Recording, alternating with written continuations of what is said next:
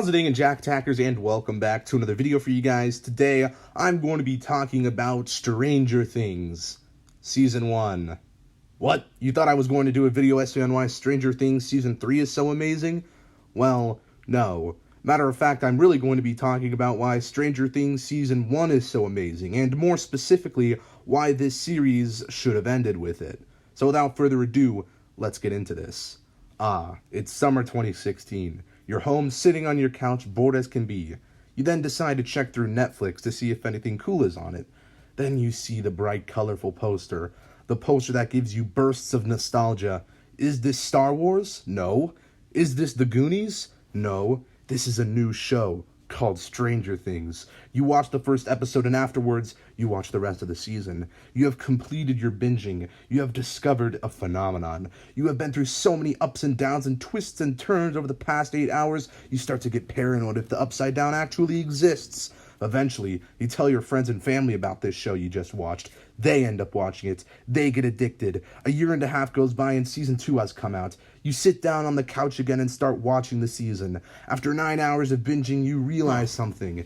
Season 1 was better. Flash forward to summer 2019, you get on your couch, start watching Season 3. After 8 hours of binging, it then hits you. Yeah, they should have ended this series after Season 1. Okay, so before you all get your Stranger Things undies in a bunch, let me explain. First off, I love Stranger Things Seasons 2 and 3. They are good seasons of television, and I enjoyed them. However, what people seem to forget about the series is that the show wasn't intended to really be a huge success. I guarantee if the series didn't become the worldwide phenomenon it did, it probably would have ended with Season 1. Now, my main issue with Stranger Things Seasons 2 and 3 is that it forgets the original identity of the show and what it's supposed to be like. That being a simple story. The first season of Stranger Things is one of the best seasons of television ever. It's up there with The Walking Dead Season 6, Breaking Bad Season 5, and even Lost Season 4, but at the end of the day, this season was simple. This show was intended to remind people of the good old days, simpler times. That being the 80s. Now you may be thinking I'm being sarcastic here, but well, I'm not. The 80s were a good time for most people.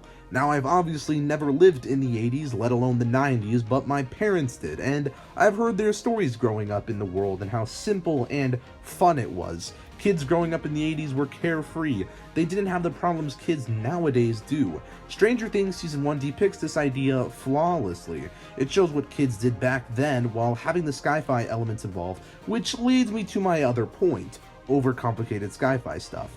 You see, in Season 1, they have a pretty basic idea. There's another dimension with a monster inside it. This monster is somehow connected to Eleven, and this government agency wants to do research on Eleven to figure out how she's tied to the monster and the Upside Down. Well, that's really it. But in the later seasons, we expand on the Upside Down, we introduce new monsters, we introduce new people with superpowers like Eleven has. Why couldn't we just keep things small scale, you know?